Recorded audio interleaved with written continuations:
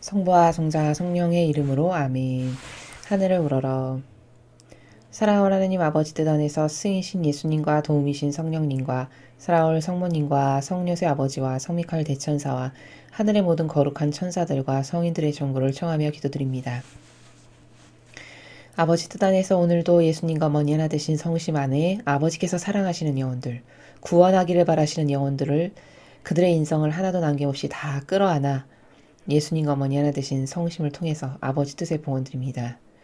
또한 대한민국에 살아가는 국민들 중에 아버지께서 구원하기를 바라시는, 그리고 아버지께서 사랑하시는 영혼들, 또 미국의 국민들 중에 아버지께서 특별히 사랑하시는 영혼들, 트럼프 대통령, 그리고 그를 돕는 선의 모든 세력들, 이들을 특별히 아버지 대전에 더 가까이, 그 아버지의 가까운 대전 앞에 봉헌드리오니 사랑하는 아버지, 저희 강의를 통해 알려주시는 진리의 빛으로 그들의 눈과 귀를 열어주시고 다친 눈, 기먹은 소경의 귀, 그리고 불구자인 중풍병자와 절름발이와 같은 영혼의 이런 모든 병든 것들을 주님의 거룩하신 진리의 빛으로 치유시켜 주시고 열어주시고 깨닫게 해주시옵소서. 그리하여 더 이상 마귀가 짜놓은 프레임에 갇혀서 남의 인생을 사는 것이 아니라 주도적인 인생을 아버지 뜻 안에서 아버지께서 주신 풍요와 다양한 은총을 가지고 살아갈 수 있는 영혼들로 다 살아나고 깨어날 수 있도록 자비를 베풀어 주시고 축복하여 주시옵소서. 아버지, 이 나라에 예수님과 어머니를 닮은 강력한 리더가 필요합니다. 두 분의 공정과 정의의 카리스마로 번뜩이고 반짝이는 지혜와 슬기와 예지로 차고 넘치는, 그러나 아버지를 닮은 자비로 넉넉한 이런 영혼을 이 나라의 새로운 대통령과 각계각층의 중요한 지도자와 리더들을 싹 다 아버지께서 새로 뽑아주시어 기존의 아버지의 진리와 먼 사고방식으로 악에게 동조하고 살아가는 그런 마귀의 리더들을 다 끌어내리시고 아버지 마음에 드시는 이런 새 천년, 새 왕국에 걸맞는 리더들로 모조리 다 싹 바꿔주시옵기를 간곡한 갈망으로 예수님과 어머니께 청원드립니다. 트럼프 대통령이 반드시 승리할 수 있도록 매일 갈망으로 기도드리며 청원드리오니 아버지께서 사랑하시는 그 아들, 뛰어난 지혜와 예지와 슬기로서 지금까지 잘하고 있습니다. 완벽한 전 인류의 아주 치명적인 악인 딥스테이트를 거대한 뿌리 세력의 근원까지 다 드러내고 파내어 산산조각내고 부숴버리고 몰살시키며 성령의 거룩한 불로 활활 태워 없애심으로써 이제 그 어떤 마귀도 인류를 억압하거나 짓누르거나 강요하거나 겁박하는 그 역겨운 인간의 프레임으로 살아가지 못하도록 완전히 바수어 주시옵기를 장절한 갈망으로 청드립니다. 이 모든 기도 우리 주 그리스도를 통하여 비나이다. 아멘. 성부와 성자와 성령의 이름으로 아멘. 안녕하십니까. 하느님의 뜻 선교의 윤피아 수녀입니다. 자, 오늘은 주일입니다. 아주 특별히 온누리의 임금이신 우리 주 예수 그리스도 왕 대축일입니다. 자, 예수님께서 그리스도 왕 중의 왕이심을 기념하는 날입니다. 다시 말하면 구원자의 대축일입니다. 자, 우리가 보통 왕이다 하면 예수님의 이 그리스도 왕이라고 하는 이 왕의 의미가 굉장히 많이 있습니다. 다양한 관점으로. 아주 쉽게 생각하면 세상의 자연법의 관점에서는 다스리는 왕, 가장 높은 사람, 가장 꼭대기에 앉는 사람, 뭐 이 정도가 다겠지만 예수님이 왕이신 이유는 이루 헤아릴 수 없이 많습니다. 첫째는 만든 온 인류를 창조하신 장본인이시기 때문에 왕일 수밖에 없습니다. 둘째는 그 만든 피조물을 그들의 죄악을 단 한 명의 영혼도 예외 없이 알파요 오메가이신 그 범주의 영역의 나라의 전방위적인 다 모두를 창조 때부터 마지막 시대 마지막 영혼에 이르기까지 모든 일을 위한 배상과 보석을 완벽하게 다 하셨으니까 또한 왕입니다. 자, 그리고 다스릴 권리가 누구에게만 있습니까? 만드신 주인에게만 있죠. 그러므로 예수님께 권리가 있고 아버지께 권리가 있습니다. 그러므로 또한 왕입니다. 자, 또 왜 왕이냐? 인류가 아버지께 올바르게 아름답게 예쁘게 드리지 못한 다양한 부작용과 잘못된 것들을 지상에 오셔서 지상 생활을 하시면서 완벽하게 다 되돌리셔서 회복하셨습니다.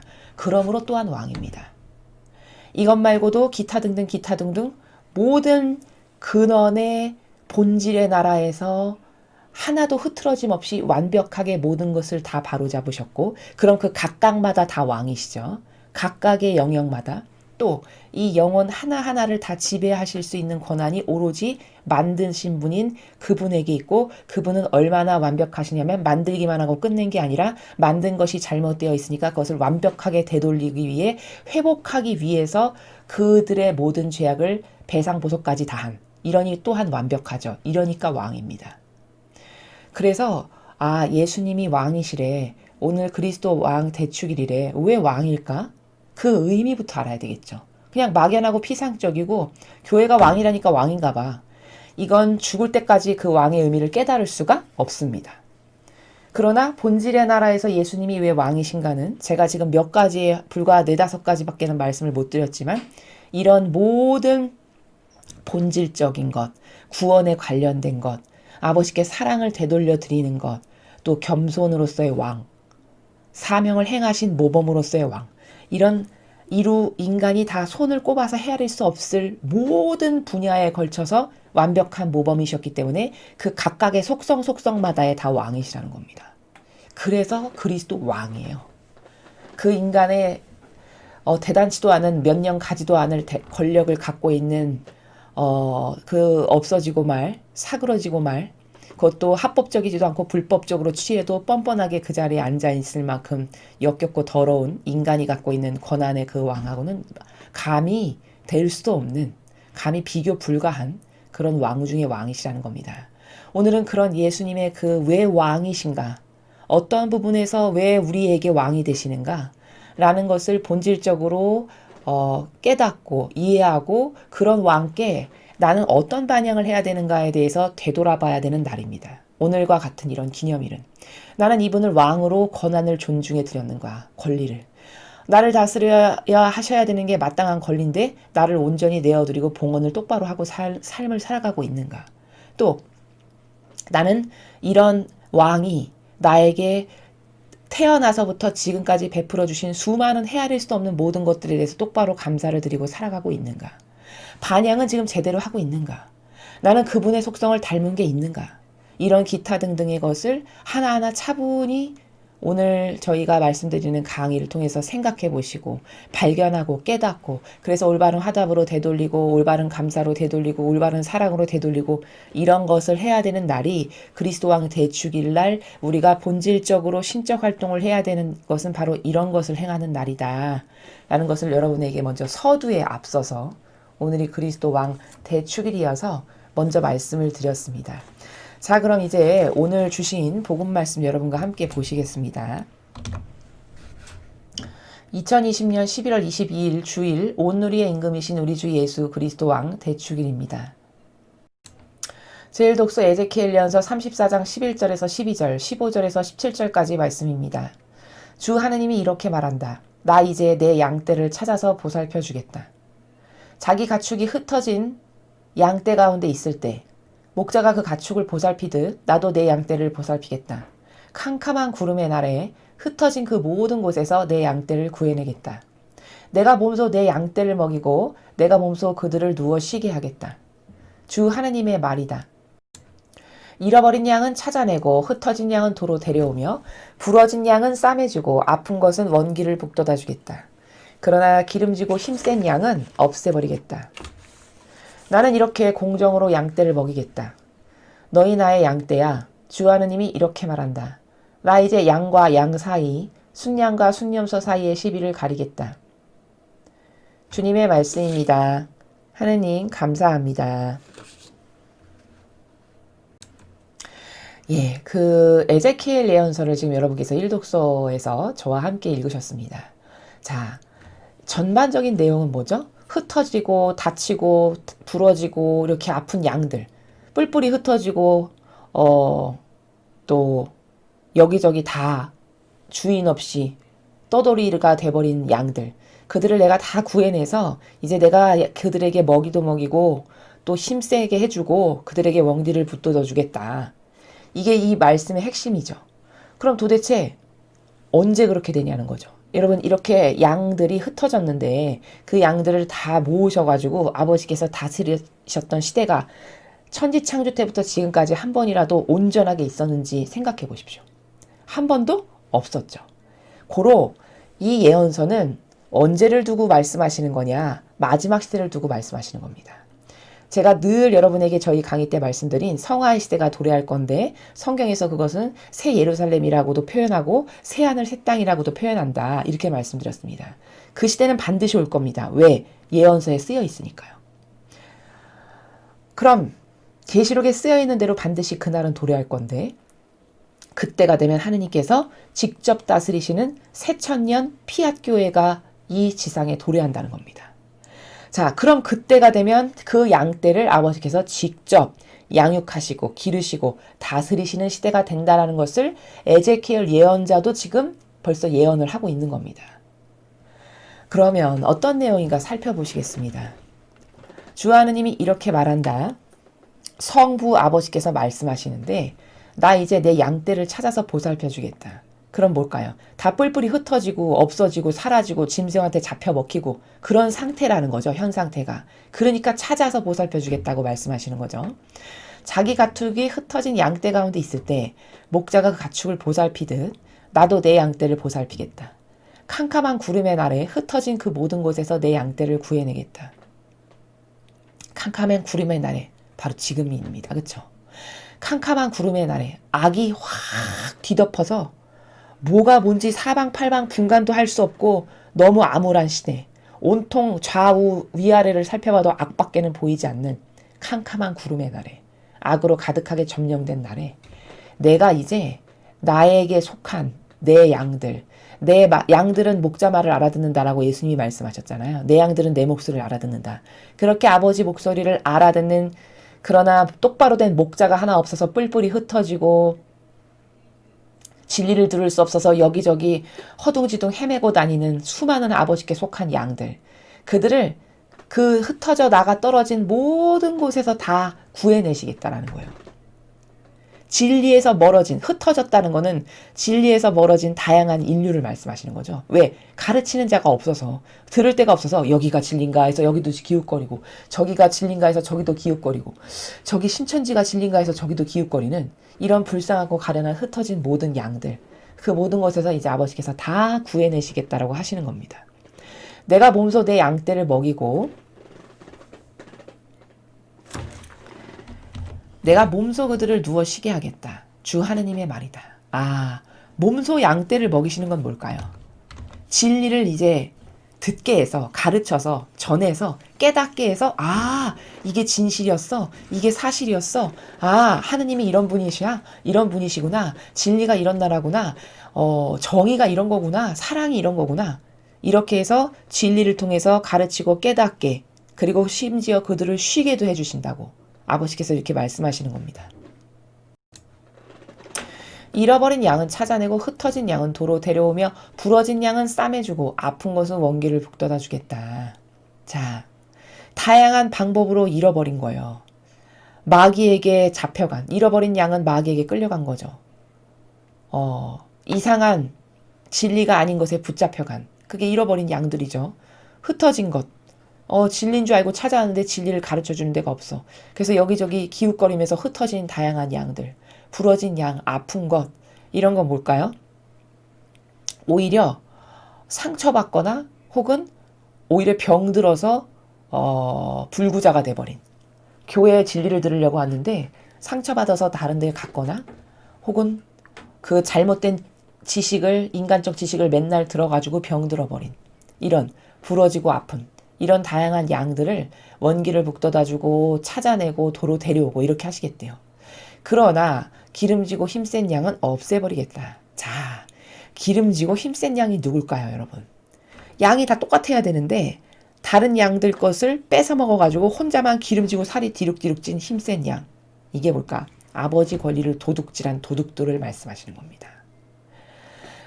아버지의 권리를 도둑질해서 왕처럼 살면서 거기서 호의호식하며 배 두드리고 등 두드리는 이런 도둑의 세력, 그게 바로 힘센 양이죠. 이건 없애버리시겠대요. 왜?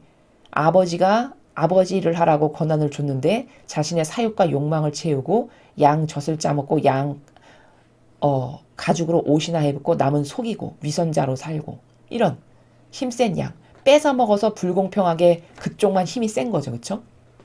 없애버리겠다는 거예요. 나는 이렇게 공정으로 양떼를 먹이겠다.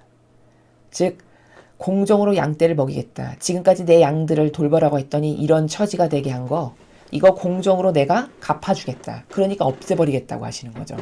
아버지의 공정과 정의가 이렇게 무서운 겁니다. 이렇게 칼날같이 예리한 겁니다. 근데 이거를 다 자비로 덮어버리죠. 너희 나의 양떼야. 주 하느님이 이렇게 말한다. 나 이제 양과 양 사이, 순양과 순념소 사이의 시비를 가리겠다.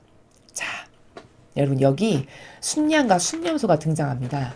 순양과 순념소가 뭐냐면 계시록에 보면 다니엘서에 보면 순양과 순념소가 등장합니다. 근데 거기 이 두 세력이 뭐냐? 바로 원래 양과 염소는 하느님께 바쳐지는 제물들이었죠. 근데 변질된 걸 말해요. 순양과 순념소는. 원래 하느님께 바쳐지는 거룩한 제물이었는데 그래서 저는 하느님의 산 희생제물로 살겠습니다. 라고 이렇게 해야 되는 것이 본연의 직분에 맞는 건데 이게 변질된 두 개의 세력을 말하는 겁니다. 두 개의 세력. 하나는 하나님의 일꾼으로 자원해서 봉사하겠습니다 했는데 변질된 세력과 그리고 이 세상에서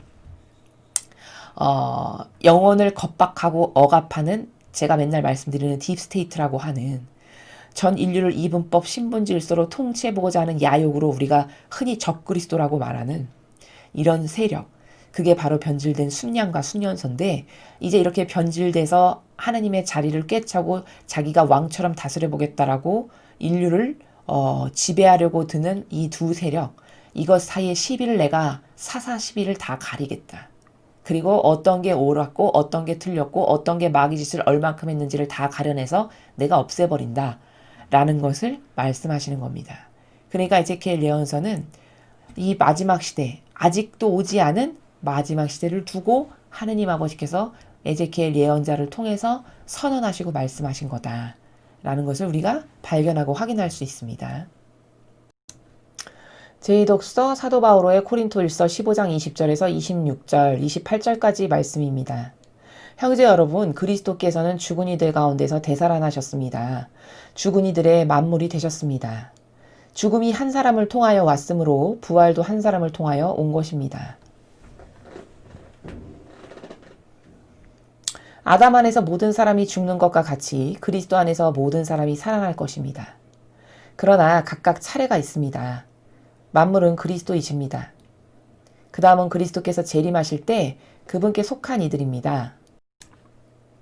그러고는 종말입니다. 그때 그리스도께서는 모든 권세와 모든 권력과 권능을 파멸시키시고 나서 나라를 하느님 아버지께 넘겨드리실 것입니다. 하느님께서 모든 원수를 그리스도의 발 아래 잡아다 놓으실 때까지는 그리스도께서 다스리셔야 합니다. 마지막으로 파멸되어야 하는 원수는 죽음입니다. 그러나 아드님께서도 모든 것이 주님께 굴복할 때는 주님께 모든 것을 굴복시켜 주신 분께 굴복하실 것입니다. 그래야 하느님께서는 모든 것 안에서 모든 것이 되실 것입니다. 주님의 말씀입니다. 하느님 감사합니다.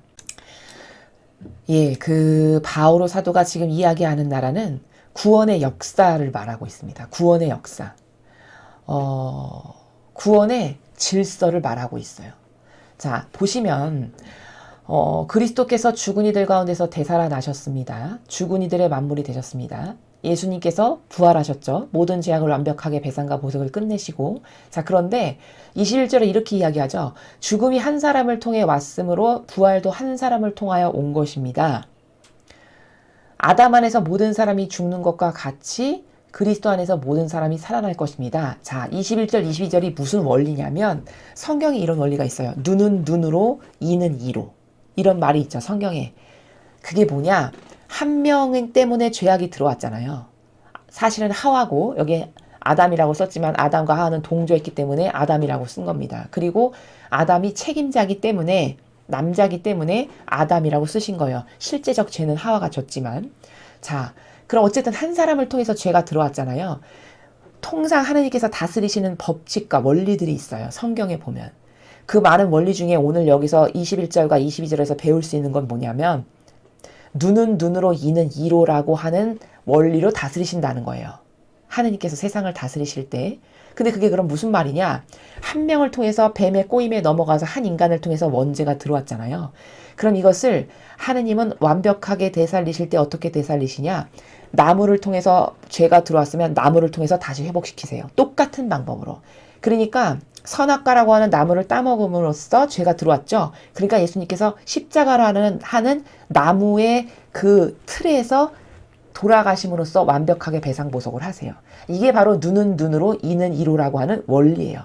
그래서 21절과 22절을 통해서 알 수 있는 원리는 뭐냐면 한 명을 통해서 죄악이 들어왔어요. 그러니까 똑같은 인간 한 명을 통해서 배상과 보석을 완벽하게 해서 부활을 시키시는, 요게 하느님께서 말씀하시는 눈은 눈으로 이는 이로라고 하는 나라예요. 그걸 바로 21절에서 한 사람을 통해서 죽음이, 즉 죄가 들어왔으니까 부활도 똑같은 또 다른 인간 하나를 통해서 완벽하게 부활하게 함으로써 이것을 되돌리시는 게 통상 하느님의 방법이시란 말이죠. 그래서 예수님이 인간의 육을 취해서 오신 거예요. 인간을 통해서 죄악이 들어왔으니까 인간을 통해서 회복이 돼야만 하니까. 그래서 인성을 취하신 겁니다. 자, 그러나 각각 차례가 있대요. 만물은 그리스도십니다. 자, 질서가 있다는 거죠. 질서. 만물은 그리스도시고 그 다음은 그리스도께서 재림하실 때 그분께 속한 이들. 그러니까 첫 번째 배상과 보석을 완벽하게 하신 예수님은 이미 부활하셨고, 자, 그 다음에 구원될 수 있는 사람은 누구냐? 예수님께서 재림하실 때 그분께 속한 이들. 그분께 속했다는 건 뭘까요? 아버지의 뜻을 제 뜻으로 받아들여서 저는 예수님과 어머니를 모시고 두 분의 정신세계로 두 분과 함께 모든 것을 다 배상과 보석을 합니다. 라고 해서 그 아버지의 뜻으로 예수님과 어머니와 같은 정신세계에서 산 사람, 즉 예수님과 어머니와 하나 된 사람들, 그런 영혼들, 아버지 뜻에 하나 된 영혼들, 이 영혼들이 그 다음에 구원될 사람들이라는 거죠. 그러건 종말입니다. 그때 그리스도께서는 모든 권세와 모든 권력과 권능을 파멸시키고 나서 나라를 하나님 아버지께 넘겨드실 것입니다. 하느님께서 모든 원수를 그리스도의 발 아래 잡아다 놓으실 때까지 그리스도께서 다스리셔야 합니다. 자, 24절, 25절, 26절, 28절 나중에 굴복할 때는 굴복해 시켜주신 모든 분께 굴복하실 것입니다. 이 전체는 무슨 말이냐? 자, 이제 지금 우리가 살아가고 있는 이 엄청난 죄악의 나라, 그러나 새 시대는 반드시 온다라고 계시록에 쓰여 있다라고 여러분에게 말씀드렸죠. 그래서 우리는 지금 망해가는 인류와 새롭게 도약하는 새로운 피아 시대를 살아가고 있는 이 교차점에서 살아가고 있다라고 말씀을 드렸어요. 그러면 이 새로운 성화의 시대라고 하는 피앗 교회라고 하는 이 시대는 어떤 시대냐면 지금 이렇게 근 6천여 년을 넘게 죄악으로 인류가 살아왔잖아요. 근데 이 죄악의 극치점을 찍는 발악을 지금 미국과 기타 등등 우리나라를 통해서 보고 있습니다. 우리가 이제 이 발악의 극치점을 찍고 여기서 악이 완전히 패망하면 이제 예수님이 인류를 다스리세요. 저기 예수님께서 다스리신다라고 쓰여 있는 게 바로 그 말씀이세요. 이제 예수님이 아버지의 뜻으로 인류를 1000년 동안 앞으로 다스리실 거예요. 그걸 우린 천년왕국이라고 해요. 근데 이건 뭐냐면 전 인류의 아버지의 뜻으로 다스리시기 이전에 마치 시뮬레이션 하는 기간과 같은 거예요. 여러분 어떤 기계를 하나 완벽하게 구동을 시키고 작동을 시키려면 딱 완성이 됐어도 시뮬레이션의 기간을 갖죠. 시뮬레이션을 하면서 잘못된 게 있는지 살펴보고 오류가 어디서 나는지 여기서 나는구나 고치고 이런 기간을 거쳐야 되잖아요. 완벽한 완성품을 만들기 위해선. 마치 그렇듯이 한 1000년 동안 예수님께서 아버지의 뜻으로 인류를 다스리신다는 거예요. 그리고 나서 완벽해졌어요. 인류가. 이제 더 이상 어디 뻥꾸난 데도 없고 잘못된 데도 없고 이제 악이 들어오는 구멍도 없고 인류의 사고방식에 역겨운 오류를 갖고 있어서 거기를 통해서 악이 침투하는 것도 없고 보편적 정신 수준이 신적 질서가 됐어요. 이제 인류가. 모두가 신적 질서를 따르고 살고 신적 질서가 도덕과 윤리가 되고 거룩한 사랑이 모든 사람이 따라야 될 사랑이 되고 이렇게 보편적 가치 기준이 돼서 거기 더 이상 어떤 부작용이나 오류도 안 보이게 되면 그러면 1000년 동안 시뮬레이션 한 다음에 예수님께서 아버지, 이제 아버지께서 통치하십시오라고 하고 아버지께 모든 권한을 넘겨드려서 28절의 말씀이 아드님께서도 모든 것이 주님께 당신께 굴복할 때는, 그러니까 전 인류가 이제 예수님의 뜻으로 다스리는데 문제가 없고 완벽해져요.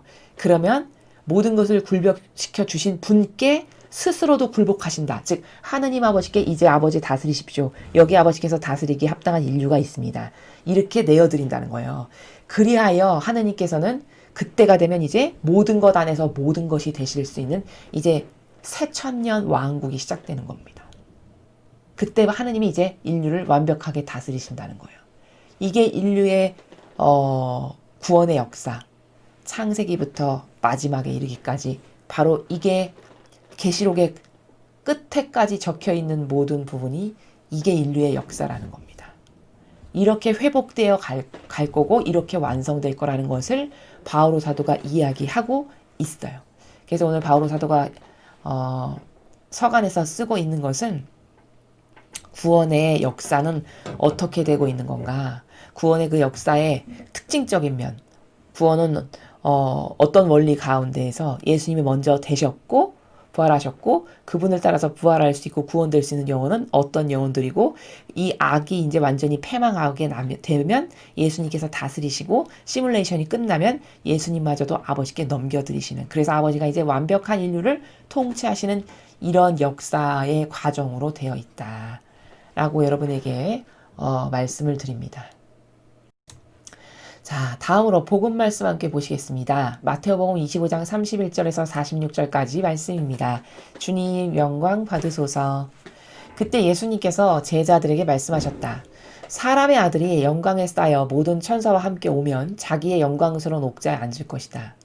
그리고 모든 민족들이 사람의 아들 앞으로 모일 터인데 그는 목자가 양과 염소를 가르듯이 그들을 가를 것이다. 그렇게 하여 양들은 자기 오른쪽에 염소들은 왼쪽에 세울 것이다. 그때 임금이 자기 오른쪽에 있는 이들에게 이렇게 말할 것이다. 내 아버지께 복을 받은 이들아, 와서 세상 창조 때부터 너희를 위하여 준비된 나라를 차지하여라. 너희는 내가 굶주렸을 때 먹을 것을 주었고 내가 목말랐을 때 마실 것을 주었으며 내가 나그네였을 때 따뜻이 맞아들였다. 또 내가 헐벗었을 때 입을 것을 줬고 내가 병들었을 때 돌보아 줬으며 내가 감옥에 있을 때 찾아주었다. 그러면 그 의인들이 이렇게 말할 것이다. 주님, 저희가 언제 주님께서 굶주리신 것을 보고 먹을 것을 드렸고 목마르신 것을 보고 마실 것을 드렸습니까? 언제 주님께서 나그네 되신 것을 보고 따뜻이 맞아드렸고 헐벗으신 것을 보고 입을 것을 드렸습니까? 언제 주님께서 병드시거나 감옥에 계신 것을 보고 찾아가 뵈었습니까? 그러면 임금이 대답할 것이다. 내가 진실로 너희에게 말한다.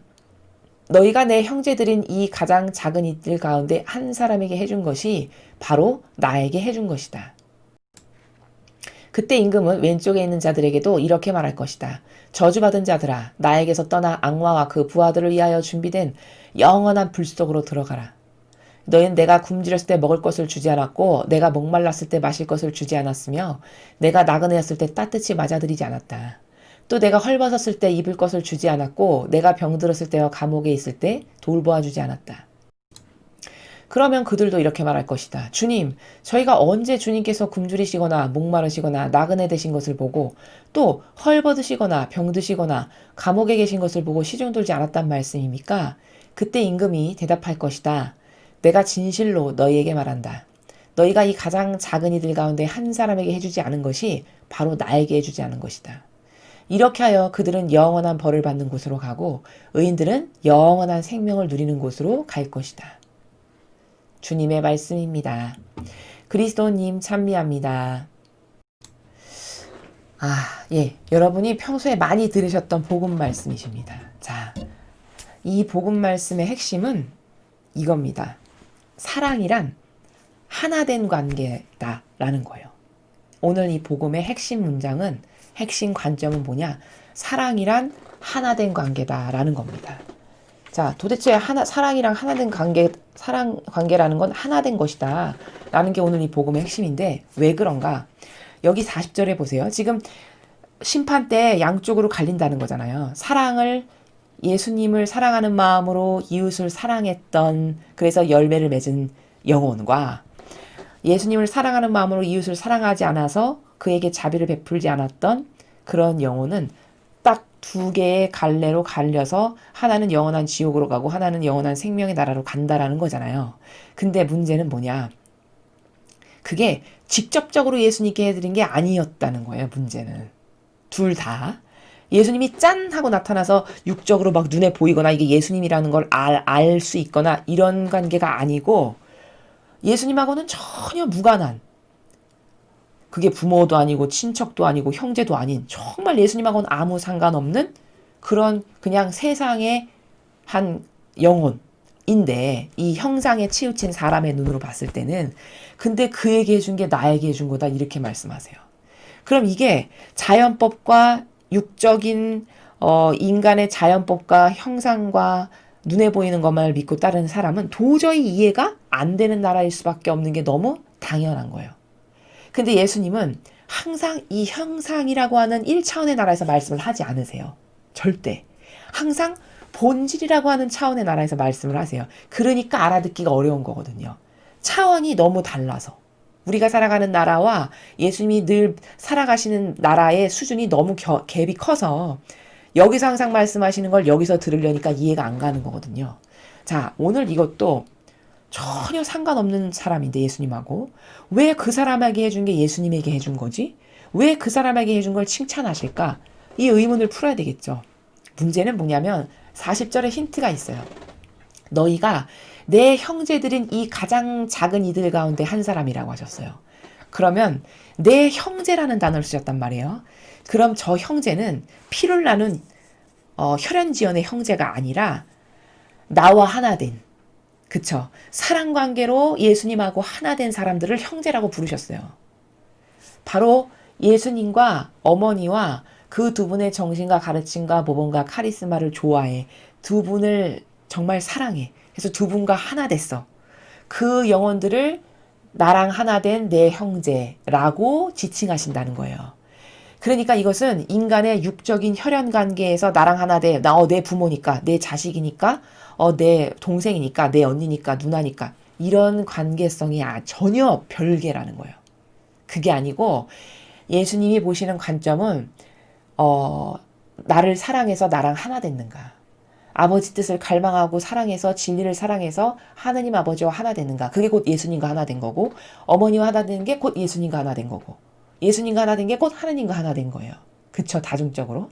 그러니까 진리를 사랑해서 예수님의 정신을 사랑해서 그분의 가르침과 뭔가 카리스마를 사랑해서 예수님과 하나 된 영혼을 내 거라고 여기는 거거든요. 예수님은. 나에게 속한 영혼이라고 여기신다는 거예요.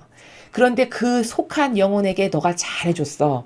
그가 가여워서 벌벌벌 떨고 먹을 거 없고 입을 거 없고 병들고 굶주리고 심지어 감옥 갔는데 네가 그때마다 찾아보고 돌봐주고 필요한 거 갖다 주고 이렇게 했어. 자비를 베풀었어. 그게 곧 나에게 해준 거란다. 자, 여러분의 자녀에게 어떤 사람이 곤경에 처해 있는데 그 여러분의 자녀에게 누가 아주 큰 배려를 하고 어떤 사랑을 베풀고 그런 걸 한다라고 해보세요. 그럼 그 자녀에게 어떤 큰 호의를 베푼 그 사람이 부모인 나에게 해준 것보다도 더 기쁘고 좋으시죠. 그건 왜죠? 하나 된 관계성에서 내 자식이 내가 사랑하는 사람이기 때문이에요. 나랑 하나 된, 그쵸? 그러니까 그 자식에게 잘해준 게 나에게 잘해주는 것보다 더 기뻐요. 바로 요런 관계성이라는 거죠. 그러니까 예수님도 똑같아요. 인간의 부족한 사랑도 그렇잖아요. 마찬가지로 예수님도 나랑 하나 됐다는 건 내 자녀, 내 것, 내 소유라는 거잖아요. 누가 그렇게 내 소유인 영혼이 가련하고 불쌍하고 안타까울 때 그 형편을 그냥 보아 넘기지 않고 잘해주고 자비를 베풀어주고 친절했고 거기다가 필요한 것을 줬어. 그럼 그게 곧 나에게 해준 게 되죠? 세상의 부모가 그렇듯이 같은 나라라는 겁니다. 그래서 예수님께서 사랑하시는 영혼들, 예수님과 하나 된 영혼들, 진리를 사랑하고 두 분의 모범을 따르려고 하고 하느님 아버지의 거룩한 사랑 그 계명을 실천하려고 하는 바로 그렇게 그분께 속한 즉 하나 된 영혼들에게 여러분이 어떤 자비를 베풀고 희생을 그들 때문에 하고 그들 때문에 고통스러워도 참고 이런 것을 하면 곧 그게 예수님께 해드린 게 된다라는 게 너무 지극히 당연한 사실이라는 거예요. 아주 쉬운 거라는 거죠. 그러니까 그게 나한테 해준 거야. 그러니까 너는 상급을 받아도 된다. 라는 거죠. 여러분 성경의 다른 복음에서는 이렇게도 말씀하시잖아요. 이 관점 똑같은 건데 누가 너를 제자들을 이제 파견하시는데 누가 너를 주님의 일꾼이라고 해서 물 한 잔이라도 너에게 떠준다면은 그는 그가 받을 상을 결코 잃지 않을 것이다 이렇게 말씀하셨어요. 그건 왜일까요? 그 제자들이 예수님과 하나 된 예수님께 속한 예수님 거죠. 소유권으로 따진다면. 왜? 하나 됐으니까. 그럼 그 제자들을 그렇게 넉넉하게 대하고 그들이 사명을 잘 행할 수 있도록 많은 것을 도와주면 곧 그게 하나 된 사람들이니까 예수님을 도와드린 거랑 똑같은 거잖아요. 그러니까 누가 너를 하느님 일꾼이라고 여겨서 물 한 잔이라도 떠주면 그는 받을 상을 하나도 잃어버리지 않고 다 받을 것이다가 바로 오늘 배우신 나라와 똑같은 나라라는 겁니다. 그래서 제가 누누이 말씀드리지만 사랑이라는 건 뭐냐면 하나 되는 거예요. 온통 하나 되는 것에만 의미가 있어요. 근데 세상은 사랑이다 그럼 하나 되는 것에 관심이 없고 내 이기심 채우려고 사랑하죠. 그러니까 이런 거죠. 너무 사랑이 질이 하늘과 땅만큼 다른 게 뭐냐면 예수님의 사랑은 하나 되는 거예요. 그러니까 어떻게 희생도 고통도 배상보속도 그렇게 잘할 수가 있냐면 그들을 살리는 게 곧 나의 기쁨이에요. 왜? 내 소유니까. 나랑 하나 된 내 자녀들이니까. 내가 만들었으니까. 나에게 속했으니까. 이런 관점이니까 그의 기쁨이 곧 나의 기쁨이 되는 거거든요. 그의 슬픔이 나의 슬픔이고 그의 고통이 나의 고통이 되는 거예요. 이게 신적 사랑의 나라는 다 이런 관계성이거든요. 그러니까 희생으로 고통을 받고 배상보속을 하는 게 기뻐요. 그래서 십자가는 나의 침상이다 이런 지경의 경지까지도 말씀하실 수가 있는 거예요.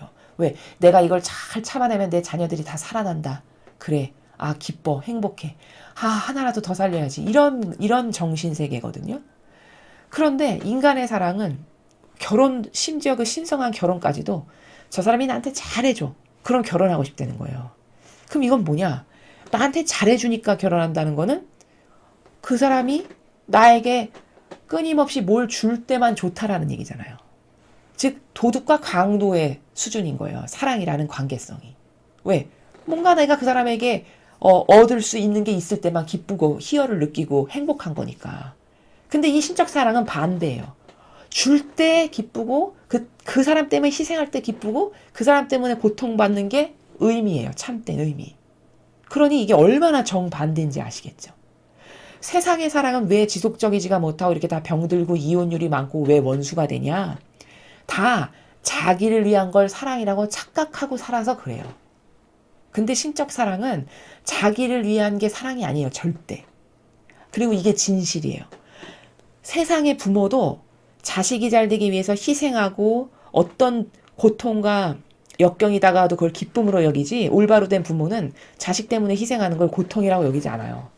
자식 때문에 희생하는 걸 고통이라고 여기는 건 솔직히 올바로 된 부모의 정신이 아닙니다. 제대로 된 부모라면 자식 때문에 고통당하고 희생하는 것을 마땅한 도리고 의무고 그 수준을 넘어서 진정한 신적 사랑을 조금 아시는 분이면 오히려 그걸 기뻐하고 즐거워해요. 마찬가지로 예수님도 그렇게 나와 하나 된 내 자녀들을 위해서 희생하고 그들 때문에 목숨까지 내놓은 것을 영예로 여기셨어요. 이 얼마나 거룩한 사랑이에요. 그렇죠? 근데 세상의 사랑에는 그 정신의 그림자도 찾아볼 수가 없어요. 그러니까 심지어 결혼하시는 분들도 저분을 왜 선택했어요? 저한테 너무 잘해주세요. 친절해요. 상냥해요. 자상해요. 이게 이유예요. 결혼을 일생일대에 제일 중요한 결정을 하는데 이게 이유라니까요. 그럼 이건 뭐야? 스타트부터 잘못된 거예요. 스타트부터 불행을 안고 가요. 결말이 뻔히 보이는 내리막길로 저건 망할 수밖에 없는 사랑을 그들은 모르고 시작하는 거예요. 왜일까요? 나를 위해서 시작했기 때문에 거긴 좋을 일이 있을 수가 없어요. 왜? 끊임없이 이기심으로 뭘 강요하겠죠. 자애심으로 상대방이 나에게 뭘 해줬으면을 항상 바라겠죠. 그럼 여러분 사람은 부족한데 모든 사람이 다 부족한데 항상 좋을 리가 당연히 없죠. 100년을 산다 그럼 100년 동안 좋을 리는 얼토당토 안 한 사실이에요. 그럼 좋을 때 나쁠 때를 한결같이 오히려 그 나쁠 때를 그 희생과 고통을 함께 극복하면서 거기서 더 고상하고 아름다운 향기도 나오고 그러면서 더 성숙해지고 정신이 더 고결해지고 아름답고 이렇게 해서 사랑이 이렇게 나이가 들면 들수록 점점 더 그 사랑의 가치와 순도와 고결성과 아름다움이 빛이 돼서 이렇게 돼야 되는 거거든요. 근데 세상의 사랑은 이렇게 되죠. 결혼할 때 가장 좋았어. 점점 식어요. 한 3년 되면 아 그렇구나 바닥을 쳐. 그나마 신의가 있으면 바닥을 치지만 그냥 계속 참으면서 살아요. 이게 세상의 사랑이죠. 이러니까 진리를 안 배우면 그 좋고 그렇게 서로 갈구하고 그렇게 온 세상 사람이 다 찾는 게 사랑인데 그 사랑 하나도 똑바로 구현하고 살 수가 없는 거예요. 불구자로서. 진리를 모르면. 그럼 어떤 경우에만 결혼을 해야 되냐? 저 사람의 이런 부족함이 있는데 이런 부족함을 내가 채워줘야지. 그럼으로써 기쁨을 느낀다. 내가 채워줬는데 저 사람이 그 부족함을 점점 채워나가서 점점 아름다워지네 영혼이. 아, 저 사람이 내가 이걸 줘서 기뻐하는구나. 여기서 희열을 느끼고 기쁨을 느끼고 보람을 느낀다. 이러면 결혼해도 돼요. 이런 분들끼리 결혼을 해야 이게 오래 지속되고 갈수록 더 고결하고 아름다운 사랑으로 빛이 될 수 있는 건 이런 관계성, 이런 신적인 사랑을 알 때만 가능하다는 거예요. 근데 정반대로 살아가고 있으니까 맨날 싸우고 지지고 볶고 이혼하고 못 살겠네, 원수 이렇게 되는 거거든요. 바로 예수님이 이 작은 가장 보잘것없는 사람한테 해준 게 나한테 해준 거라는 거 왜 그러냐. 그게 하나된 사랑의 관계성이기 때문에 걔한테 해주면 내가 더 기쁘지 나에게 해준 것보다. 곧 그게 나에게 해준 거란다. 이렇게 말씀하신다는 거예요. 그러니까 사랑의 의미는 순전히 하나 되는 것에 있다. 얼만큼 하나 될 건가, 얼만큼의 순도와 질과 양으로 얼만큼 하나 될 수 있는가가 곧 그 사람의 인격이고 그 사람의 수준이고 그 사람의 정신세계를 나타내 준다라는 거예요. 자, 그래서 오늘은 에제키엘 예언서를 통해서 미래의 아버지의 뜻이 다스리실 시대가 어떻게 도래할 거고 어떻게 완성될 건지를 배웠고요. 바오로 사도를 통해서는 구원의 역사가 어떻게 진행되고 있는지, 아버지의 다스림의 법칙에 근거해서 구원의 역사가 어떻게 진행되고 있는지에 대해서 배웠고, 마지막 복음에서는 왜 예수님하고 아무 상관도 없는 피부치도 아니고 혈연지간도 아니고 사촌도 친척도 아닌 왜 남인데 그 사람에게 해준 게 왜 나에게 해준 거라고 말씀하시나. 그건 사랑하는 관계성에서 하나된 상태, 그 영혼에게 해준 게 곧 나에게 해준 거다라고 말씀하시는 거다라는 겁니다. 그래서 우리가 이런 사랑의 고결성의 나라를 좀 깨닫고 나의 사랑도 정신세계의 수준을 좀 업그레이드 할 필요가 있습니다. 업그레이드된 수준의 정신세계에서 무엇을 행하면 행할수록 그것은요, 여러분, 더 기쁘고요, 더 행복하고, 더 아름다워지고, 더 그윽한 향기가 날 수밖에 없어요. 그리고 거기서는 많은 효용과 가치가 날 수밖에 없습니다. 여러분의 사랑이 오늘 복음에서 배운 이 신적 사랑과 어떻게 다른가, 어떻게 속성적으로 같은가 다른가, 다르다면 어떻게 다른가, 어떻게 개선할 건가, 어떻게 노력하고 달라져서 예수님과 어머니와 같은 고결한 사랑을 할 건가, 이런 것에 대한 스스로를 뒤돌아보고 바꿀 수 있는, 그래서 많은 열매를 맺을 수 있는 그런 사랑을 여러분 모두가 하셨으면 좋겠습니다. 이상으로 2020년 11월 22일 주일 온누리의 임금이신 우리 주 예수 그리스도 왕 대축일 복음 해설을 마치겠습니다. 감사합니다.